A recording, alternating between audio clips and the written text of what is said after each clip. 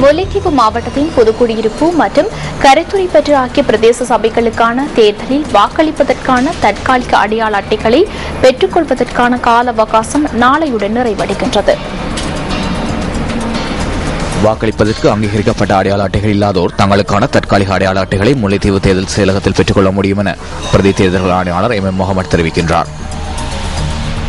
கரைத்துறை பெற்று புதுக்குடியிருப்பு ஆகிய பிரதேச சபைகளுக்கான தேர்தலின் போது வாக்களிப்பதற்கென தகுதி பெற்றுள்ள வாக்காளர்களில் தேர்தல்கள் திணைக்களத்தினால் அங்கீகரிக்கப்பட்ட எந்த ஒரு அடையாள அட்டையை வைத்திராத வாக்காளர்கள் தமக்கான தற்காலிக அடையாள அட்டைகளை பெற்றுக் கொள்வதற்கான இறுதி தினம் நாளையுடன், அதாவது பிப்ரவரி மாதம் 21ஆம் தேதியுடன் முடிவடையும். தேசிய அடையாள அட்டை, செல்லுபடியான கடவுச்சீட்டு, செல்லுபடியான சாரதி அனுமதி பத்திரம், அரசாங்க ஓய்வூதியர் அடையாள அட்டை, முதியோர் அடையாள அட்டை மற்றும் ஆட்களை பதிவு செய்யும் திணைக்களத்தினால் வழங்கப்பட்டுள்ள மகசூர்மார் அடையாள அட்டை என்ற அடையாள அட்டைகளில் எதுவும் இல்லாத வாக்காளர்கள் இந்த தற்காலிக அடையாள அட்டைக்காக விண்ணப்பிக்க முடியும். தமது பிரிவுக்குரிய கிராம அலுவலரை சந்தித்து அவரிடம் 2 கருப்பு, வெள்ளை அல்லது வர்ண நிழற்படங்களை சமர்ப்பிப்பதன் மூலம் தமக்குரிய தற்காலிக அடையாள அட்டையினை வாக்காளர்கள் பெற்றுக் கொள்ள முடியும்.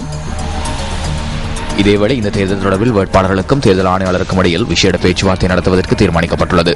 இந்த பேச்சுவார்த்தையின் பொருட்டு தேர்தல் ஆணையாளர் உள்ளிட்ட அதிகாரிகள் முல்லைத்தீவு பிரதேசத்திற்கு நாளை விஜயம் செய்ய உள்ளதாகவும் பிரதி தேர்தல் ஆணையாளர் குறிப்பிடுகின்றார்.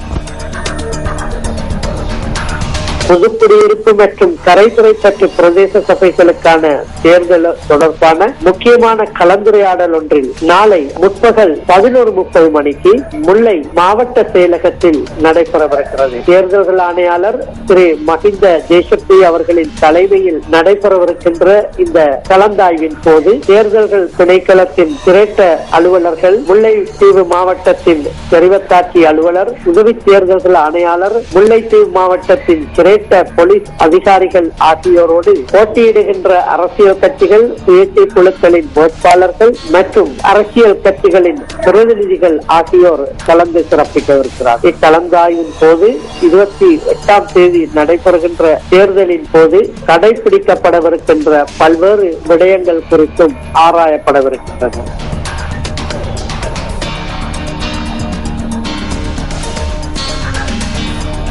புதுக்குடியிருப்பு பிரதேச சபைக்கான தேர்தலின் மூலம் 9 உறுப்பினர்களும், கரைத்துறை பெற்ற பிரதேச சபைக்கான தேர்தலின் மூலம் 11 உறுப்பினர்களும் தெரிவு செய்யப்பட உள்ளனர். இந்த பிரதேச சபைகளுக்காக புதிதாக வேட்புமனு கோரல் இடம்பெற மாட்டாது என்பதுடன் முன்னர் தாக்கல் செய்யப்பட்டிருந்த வேட்புமனுக்களின் பிரகாரம் தேர்தல் நடத்தப்பட உள்ளது. புதுக்குடியிருப்பு மற்றும் கரைத்துறை பெற்ற ஆகிய பிரதேச சபைகளுக்கான தேர்தலில் வாக்களிப்பதற்கு 52,758 பேர் தகுதி பெற்றுள்ளனர். 95 வாக்களிப்பு நிலையங்களில் இவர்கள் வாக்களிக்க உள்ளதாக தேர்தல்கள் செயலகம் குறிப்பிட்டுள்ளது. அங்கீகரிக்கப்பட்ட 6 அரசியல் கட்சிகளும் சுயேட்சை குழுக்களும் இந்த தேர்தலுக்காக ஏற்கனவே வேட்புமனு தாக்கல் செய்துள்ளன.